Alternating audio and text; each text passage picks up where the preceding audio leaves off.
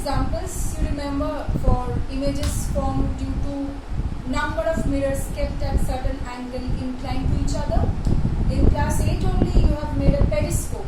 In a periscope, the mirrors are 45-degree angle to each other. I'm sure you remember this. Mirrors are kept at 45-degree angle to each other so that the light ray incident, you know the application, if there is some obstacle, if we place a periscope, from here I can view whatever is above. So periscope you have done. Kaleidoscope, you know, the mirrors are 60-degree inclined to each other. So that when suppose some broken pieces of bangles or something are kept inside, we will find some hexagonal structures forming when we rotate the kaleidoscope. So all these cases, these are the examples of where images, number of images are formed due to more than one mirrors kept at certain angle inclined to each other. Then very practical example you will find in the barber's shop. Mirrors, there are one mirror in front, another mirror at the back. Then various other examples you will find in your book also.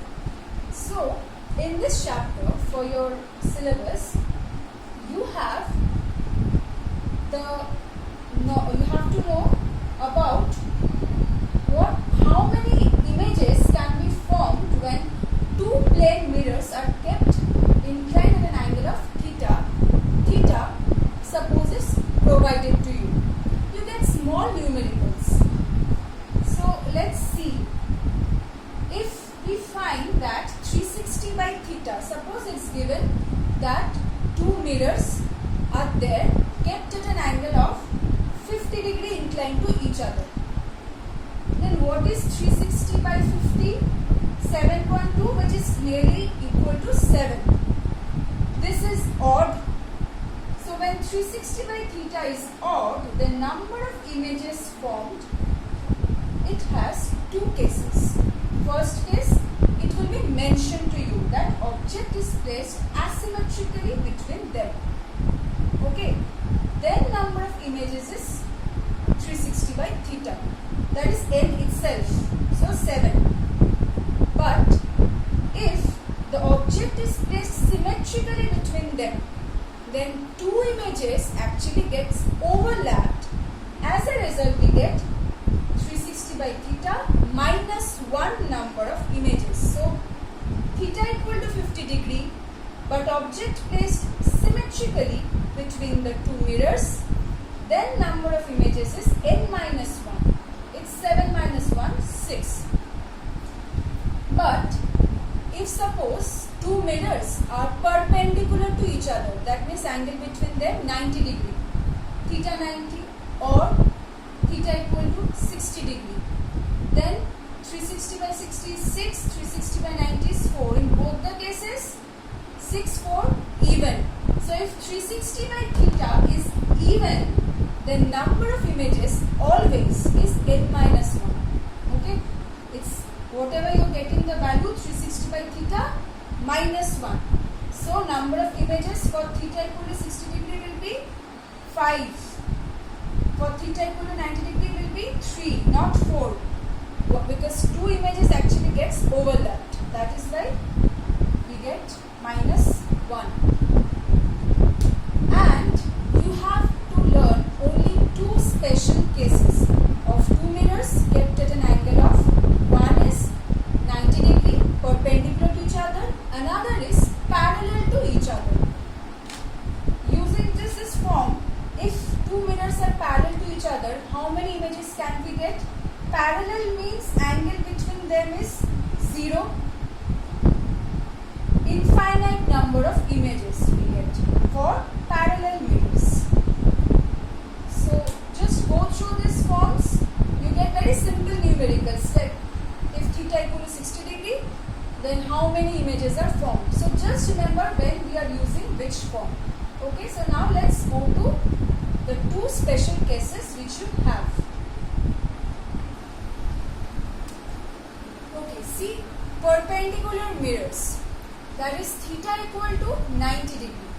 So mathematically we get, when theta equal to 90 degree, number of images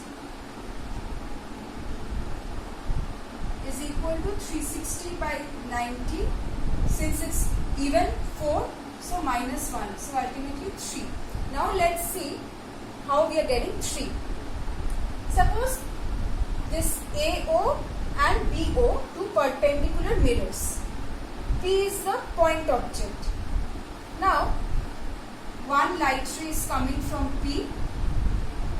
Let us first consider, actually for your exam, if you are asked to draw this diagram, in your book also you will find that you can just consider one set of rays for, say, if it is incident on OB first, what is happening, because actually it will be incident on OB as well as OA also. So you don't have to show all the possible ray diagrams, any one you can show, that will be all. So see, suppose from P incident ray comes, it strikes the mirror BO and gets reflected.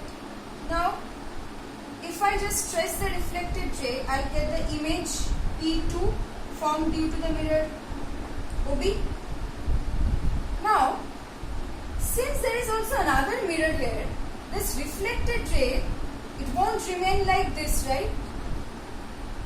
It's not possible. It will reach there, and this is also a reflecting surface, so it will again reflect. So if I again produce this reflected ray, this is another reflected ray.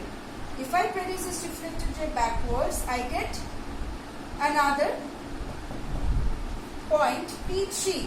What is P3? When P2 serves as the virtual object for the mirror OA. See, object distance equal to image distance. P2 is the image of P.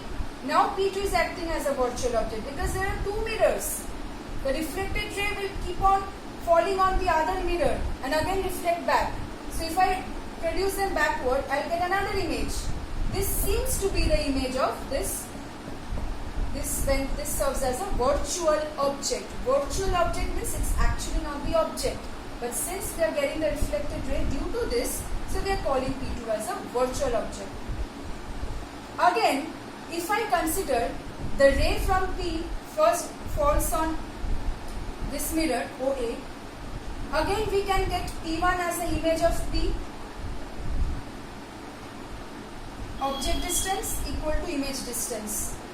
Just like for OB, P2 is formed image. So obviously for OA, another image will be formed P1.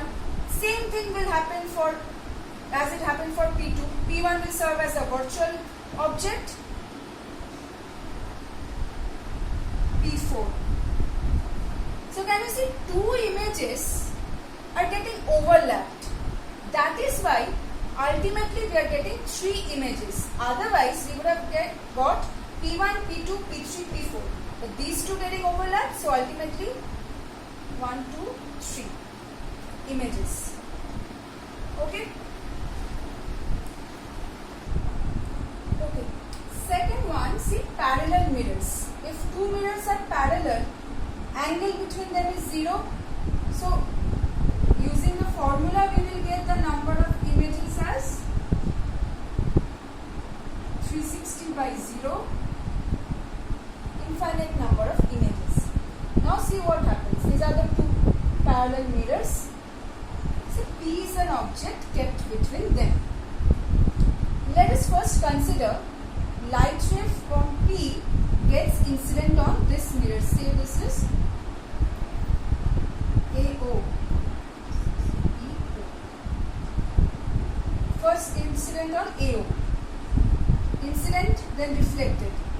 So I am just producing the reflected ray and I am getting the image I1, image of P due to the mirror AO.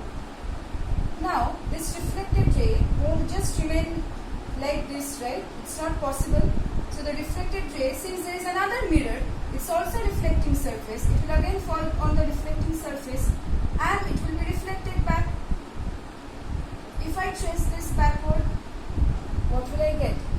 image. Now see, this image is forming due to this one. So I1 here serves as the virtual object again for the mirror BO, and we are getting the image I2. Similarly, it will go on. This is for one set when we are considering that light ray is incident on this mirror. Now light ray will obviously be incident on this mirror also first. So again we will get another set of images for first forming the image here, virtual object, here image also. So like this, ultimately on both sides infinite number of images will be formed. This actually is also found in case of a thick plane mirror. For a thick mirror, actually what happens, due to the thickness, when light falls on it, a part of it is reflected but a part of it is absorbed.